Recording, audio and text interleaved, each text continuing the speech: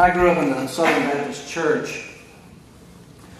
I think everybody knows that. I say I grew up there, but I left the Baptist Church when I was 14 or 15 years old. I was confirmed in the Episcopal Church when I was 16, I think, so I only partially grew up in the Baptist Church. But I spent formative years there. They were very formative years, as many of you did. My early impressions of religion, my early impressions of church were formed by the Baptist Church. Of course, I believe that would be true, have been true of anyone growing up in the South in the 1950s, regardless of what church one went to. When I say the South, I don't include Texas, by the way. Texas is the Southwest.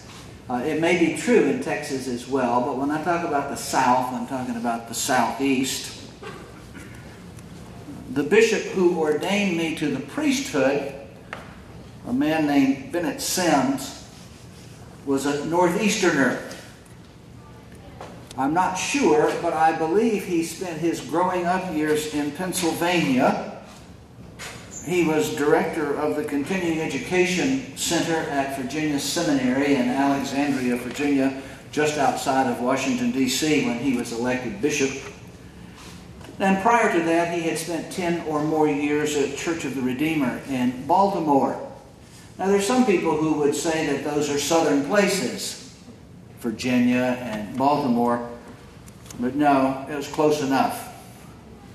He was a wonderful man, and over the years I came to love him and admire him greatly. And I believe in all modesty that he felt the same way about me. He was a good bishop. He moved the Diocese of Atlanta to some good places through those turbulent years of the introduction of the ordination of women to the priesthood and prayer book revision. But he always struggled, and I think in some real serious ways he never quite fit in. He never really belonged. To begin with, he was a Yankee. Now, the mobility of our society over the last 40 years, the movement in our society has greatly increased over the last 40 years. There is much more mixture of people moving from one place to another. And I don't think that is as big a deal as it used to be, being a Yankee. At least it's not as big a deal for people who are younger than I am. But people of my generation and older, it was a big deal. It's hard to remember that. 40 years ago, we were little more than 25 years past World War II. World War II was a very recent memory. And I'll get these statistics wrong. I'm sort of pulling this out of the air, but the point is valid. That prior to World War II, something like 87% of the population of this country was rural. Most of the people in this country lived on farms. By 1970, urbanization was maturing into a new way of life. I was born in 1946. And when I was in school, especially when I was in elementary school, the Civil War was still fresh in the collective memory of the South. It's hard to remember that, but it's true. It was as if we had been there. It was fresh in the collective memory, and especially the terrible decade of Reconstruction that followed the Civil War and the assassination of Abraham Lincoln. It was still an open wound, even though it had taken place 75 years earlier. I had a teacher in the 6th grade, a terrible woman, a sadist. Oh, I could tell you, I could talk for hours about some of the awful things that she used to do. She was a terrible woman. But for her, the worst insult that she could utter was the word Yankee. When she really wanted to abuse a student, and she did a lot, she would call the student a Yankee. And she would say the word as if it were vile and vulgar. Now, Bennett Sims was a Yankee. Now, of course, by 1972, when he was elected bishop, times had changed enough that no one would say that it mattered. But it did.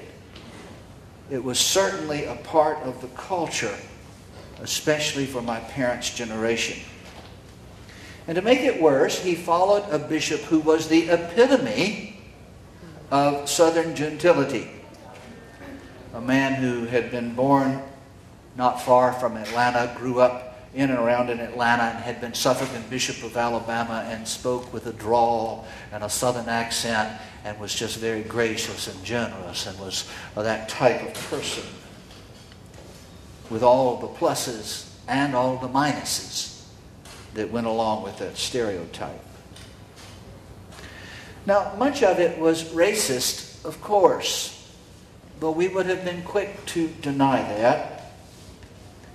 In 1955, the structure of the South was essentially the same structure that had emerged from the abolition of slavery at the end of the Civil War and the Reconstruction that followed. It was a structure sharply defined by segregation of black and white races and the fundamental principle of the superiority of the white race and the inferiority of the black race. Richard Russell, senator from the state of Georgia, a remarkable statesman in many ways, stood on the floor of the Senate, the U.S. Senate, and said that he would fiercely oppose any legislation that sought to establish black people as the social equals of white people. He said that on the floor of the U.S. Senate, 1950s, late 1950s. It was a relationship, a social structure that was little better than slavery. But it was a structure that had grown comfortable for white people, especially white people in places of power. It was so comfortable that the common belief was that it was a structure enjoyed by black people as well as white people. They really liked it that way.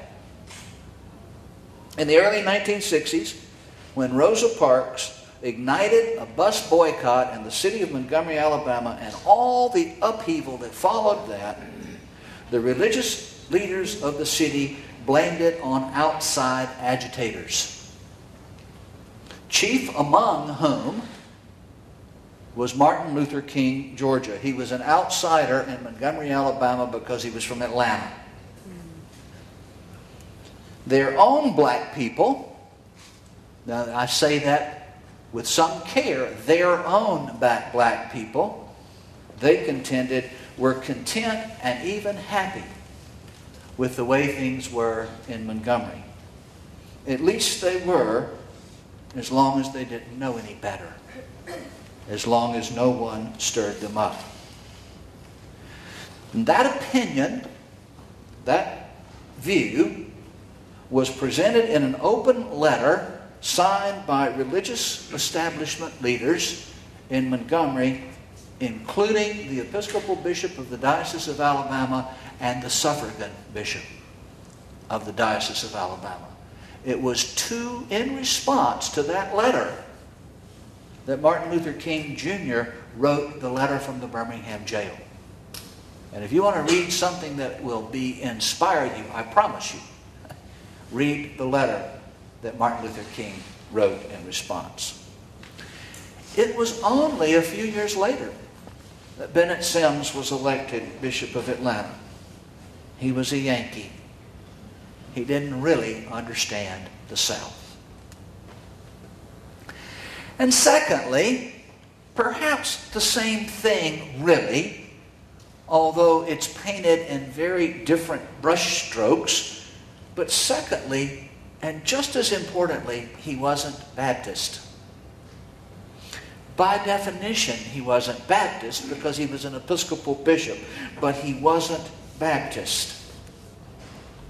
In the early years of my growing up, the Southern Baptist Church was in some ways the religious institutionalization of the social system of the South.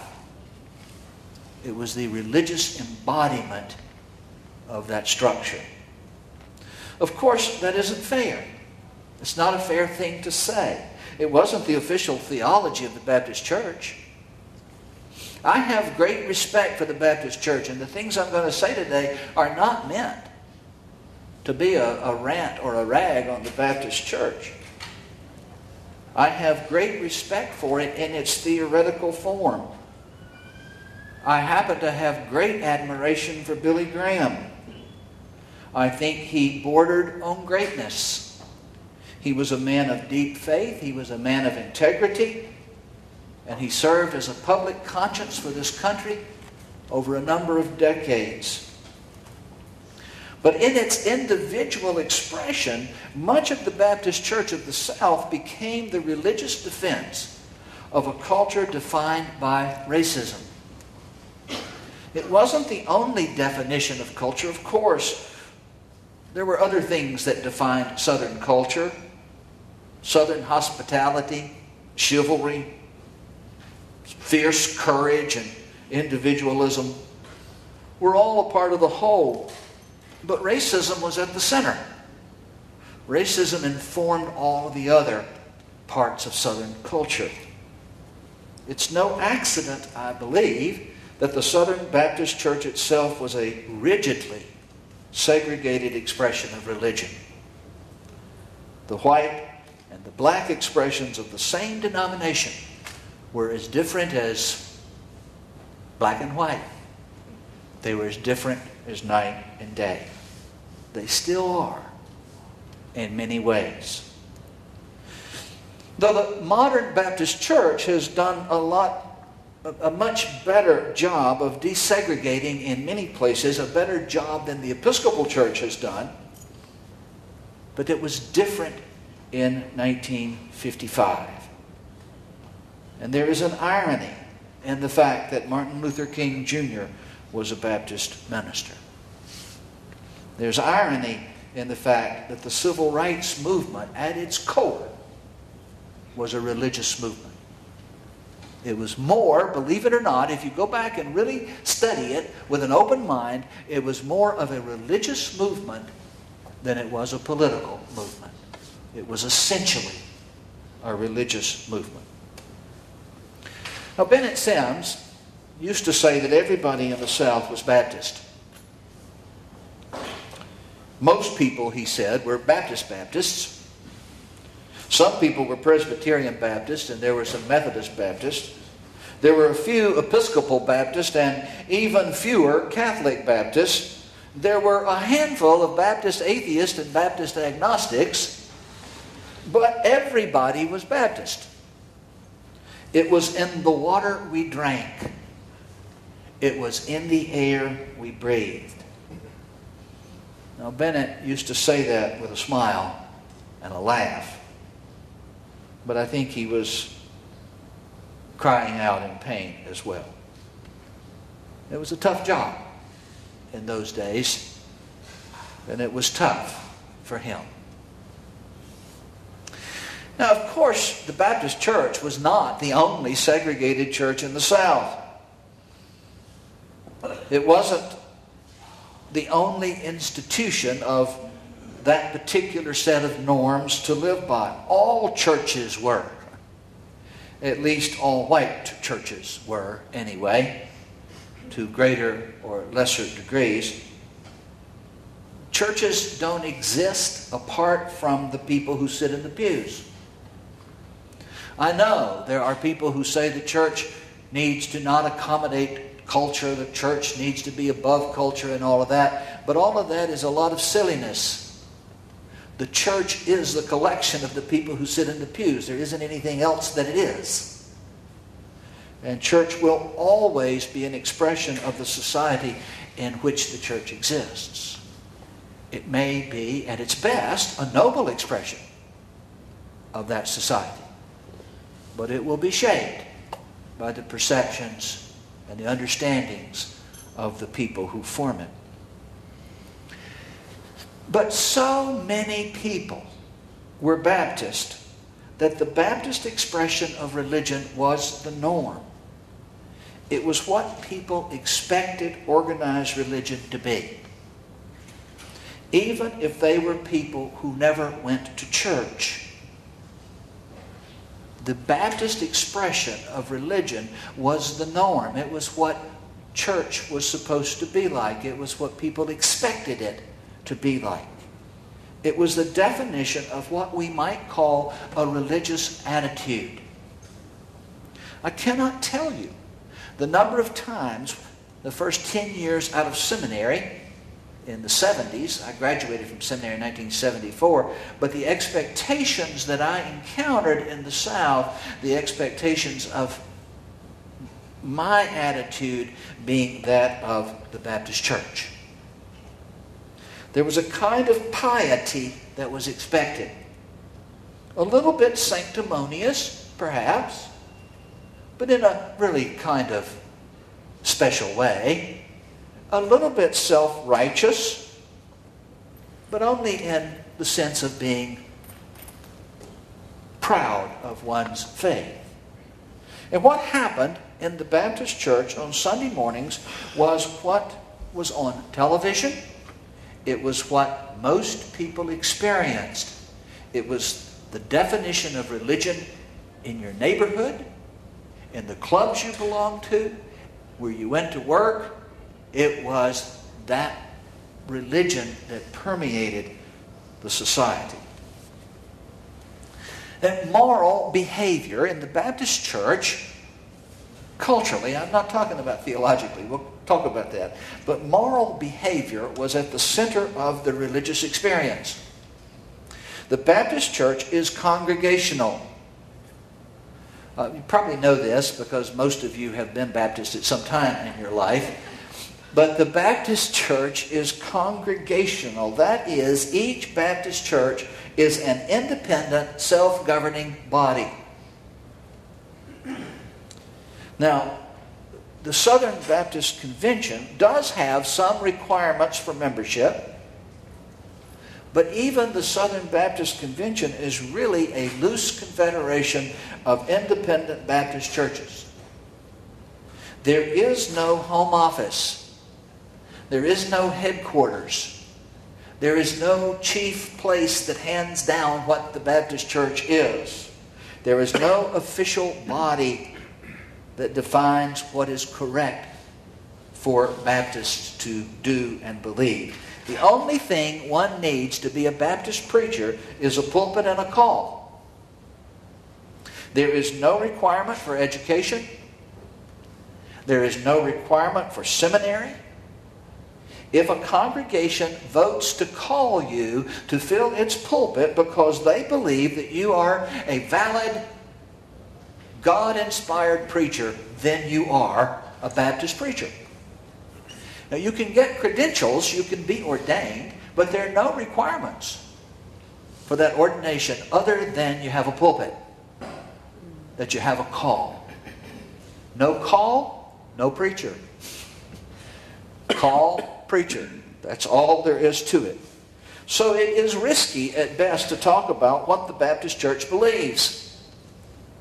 There are Baptist theologians, there are scholars who are quite sophisticated, quite well educated, and they have made a valuable contribution to the expression of Christian thought. But in the world where I grew up, the Baptist church, in its expression, in the way it got acted out, was defined by the people who went to it on Sunday morning and Wednesday evenings. And for those people, moral behavior was at the center of understanding of religion. To be a religious person meant to be a good person. There was a great emphasis placed on the do's and don'ts of religion. Underneath that emphasis on moral behavior was the somewhat vague notion that good people went to heaven and bad people didn't. Although, to be fair, there were Southern Baptists. Most Southern Baptists weren't too worried about heaven and hell. They just wanted to live moral, upright lives. They wanted to be good people. And at the center of the norms for moral behavior was alcohol. From the vantage of some age and experience, I really don't believe that alcohol is so central to Baptist theology. But it might as well have been. It was the way it got expressed. It was central to the experience of the person in the pew. It was the message that got communicated. If you wanted to be moral, you didn't drink. And one who drank alcohol couldn't be moral. This no longer happens to me. When I have on a clerical collar and I go to a restaurant, a waiter comes and asks me would I like a drink. But I cannot tell you, in 1974, how many times in the South when I would go to a restaurant, the waiter would come and look kind of embarrassed and say, would I like a tea or something? Would you like a glass of tea or something? That was the closest they could come to it. Because it just wasn't expected. It wasn't the norm. Now, of course, a whole lot of Southern Baptists didn't take that literally. It was a hyperbole. It was used to make a point. It was really okay to drink socially. It was okay to drink if you didn't let it ruin your life. But it wasn't okay to talk about it in church. It wasn't okay to have alcohol at a church picnic.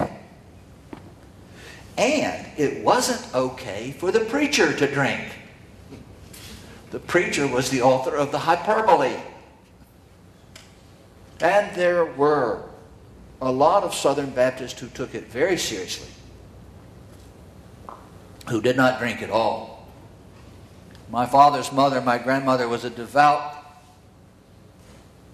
practicing Southern Baptist, and I had great admiration and respect for her. She would not eat cherry burgundy ice cream because that was the kind of cherries that burgundy wine was made from.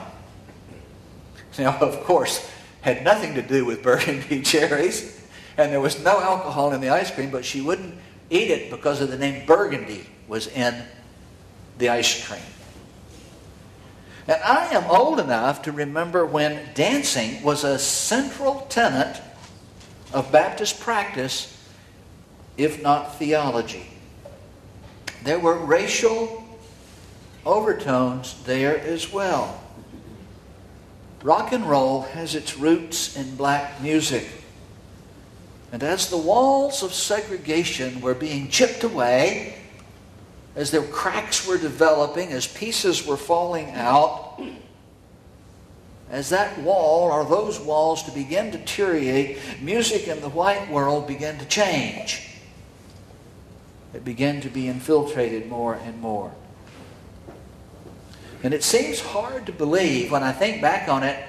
It's very hard, but I can remember there was a mighty effort in the 50s and 60s to turn back the tide of music that was seen to be sensual, with too much of a beat to it, too much rhythm to be proper. I remember religious exhortations condemning the music of the devil. I really do. And language was important, and it was especially grievous to take the Lord's name in vain. It was okay to say Jeepers Creepers, but not Jesus Christ, even though both expressions meant exactly the same thing, and the first was merely a circumlocution for the second. That didn't matter. Shoot, gosh darn it, and fudge were all okay as obvious alternatives to other expressions. My oldest son, Wes, spent a few years as a stockbroker. And one day, he and a coworker of his, a fellow broker, and I played golf together. About halfway through the round, his friend said, "It's hard playing golf with a preacher. I feel like I can't cuss." Now, he meant that as a joke, but there was a level of truth to it as well. Feel like I can't cuss. I handled it with some humor. I just said to him, "Well, think how I feel playing with two stockbrokers. I feel like I can't tell the truth."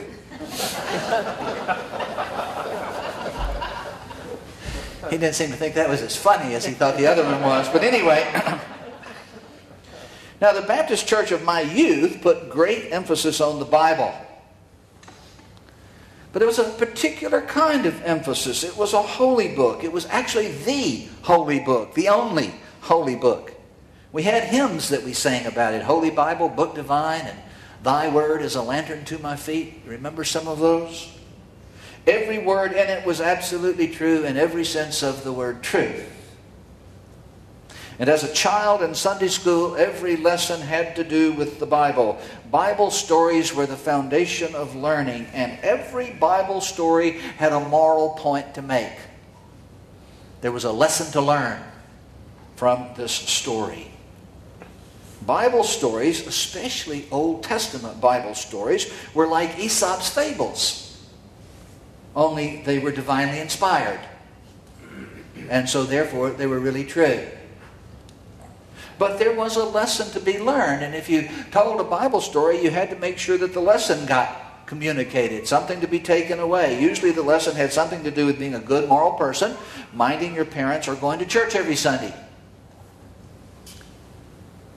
I grew up knowing the story of Jonah and the big fish, of course. Everybody did. By the way, the Bible never says it was a whale. It just says it was a big fish. And the focus of the story, as I learned it, the focus of the story was on Jonah spending 3 days in the belly of the whale. And the main lesson was trusting God. And Jonah, I remember pictures in my Sunday school class of Jonah in the belly of the whale, sitting on some kind of crate that had washed, I guess, the fish had eaten it too, with a candle. And Jonah's sitting there in the belly of the whale praying. Now, you think that whale had heartburn? I bet he did. I may be imagining it, but there may be some, as I got older, I think there may even been some connection to the fact that Jonah was there for 3 days, that Jesus was raised on the third day. But I was in seminary. I was in seminary before I ever heard the rest of the story. I didn't know until then that God had called Jonah to preach to the Ninevites because God was planning to destroy the Ninevites because they were so evil. And Jonah refused to preach to the Ninevites because he knew that if he preached, they might repent. And if they repent, God was a softy and God would change God's mind and not destroy them. And so Jonah wouldn't go. And when he was on that ship to start with, what he was doing was running from Nineveh.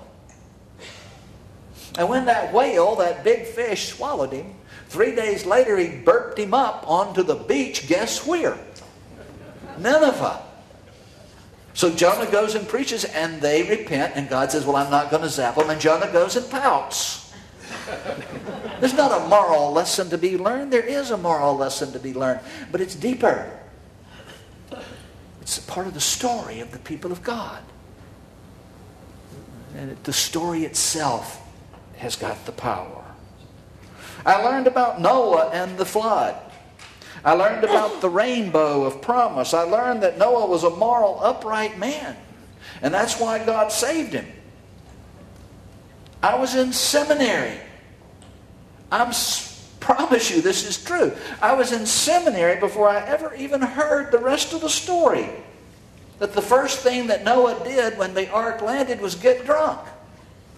And the second thing Noah did after he got drunk was get naked. They didn't tell me that in my Bible Sunday school class.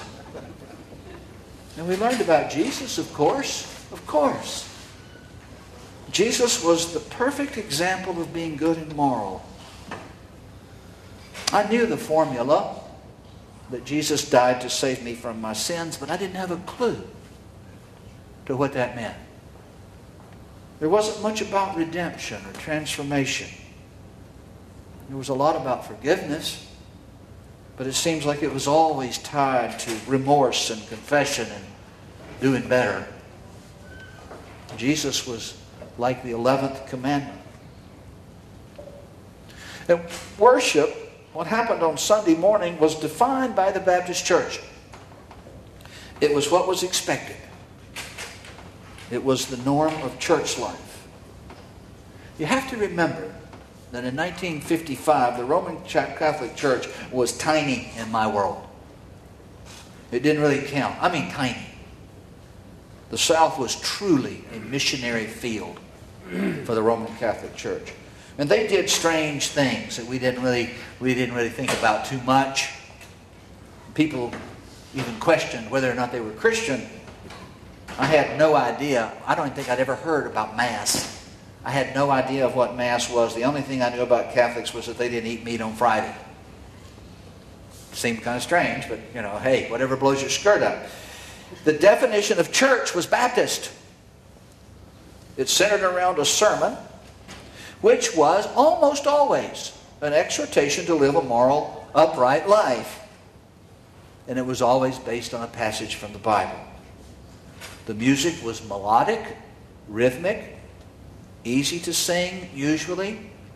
One of the ironies of religion is that the church that fought so hard to stifle rock and roll did better than all the other denominations in the transfer of using modern music for its own purposes.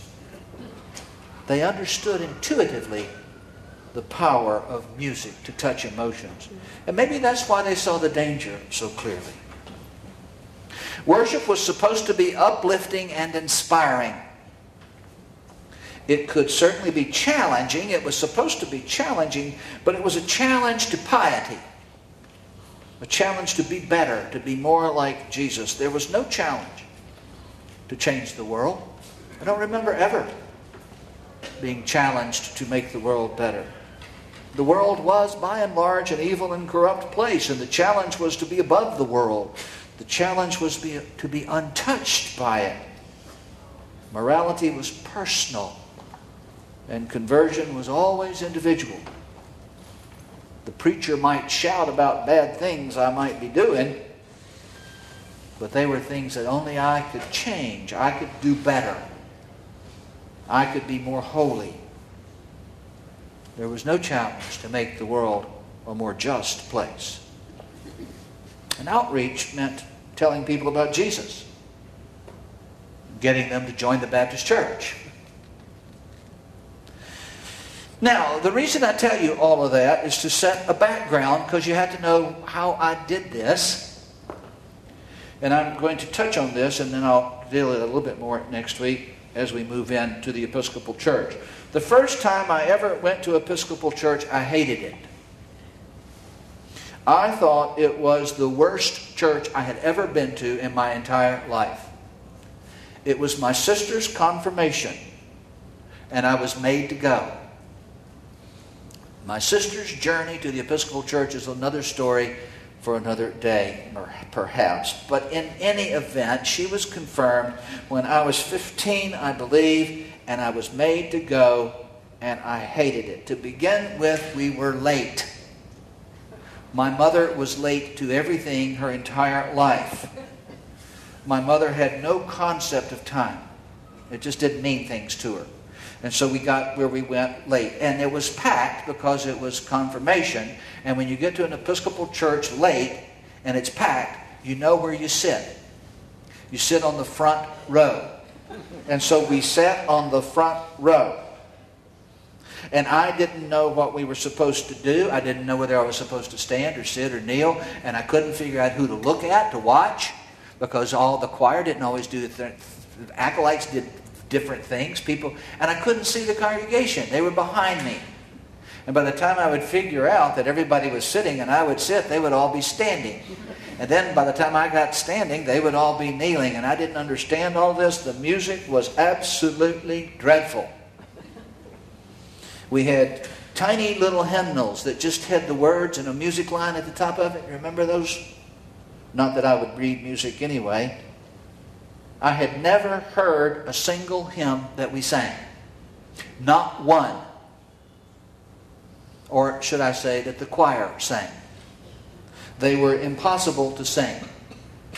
I didn't know the difference between a canticle, the Gloria, or a hymn. They all sounded the same to me, and they all sounded awful. Worst of all, the sermon was 15 minutes, maybe.